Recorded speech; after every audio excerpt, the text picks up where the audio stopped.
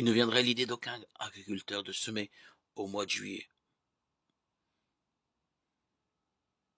Pourtant, Dieu sème l'été. Pour lui, c'est toujours le temps de l'espérance, et l'apôtre nous en prévient. Accueillez dans la douceur la parole semée en vous, celle qui peut sauver vos âmes. Jacques 1, 21. Cette révélation nous comble et nous n'en comprenons que mieux l'exultation de Jésus.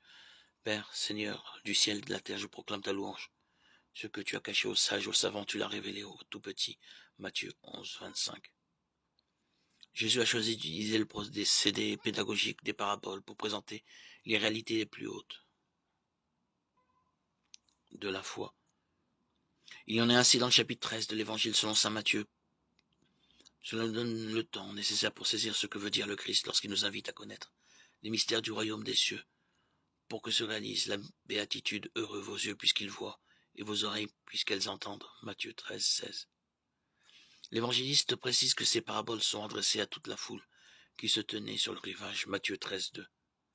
À la manière du semeur, Jésus jette la semence largement, sans se préoccuper de la qualité du sol qui va la recevoir, et sans doute que parmi les auditeurs qui se pressent, il y a des bords de chemin, des pierres, des épines, qui ne laisseront guère la possibilité de fructifier. Mais il y a également sur le bord du lac de la bonne terre qui accueillera la prodigieuse fécondité des semailles. Il en va sans doute de même de nos assemblées.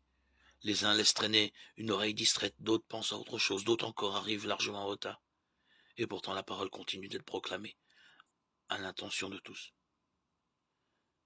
Peut-être seulement une phrase ou un seul mot produira un effet inattendu chez l'auditeur qui s'étonnera de son fruit, 100 ou 60 ou 30 pour un.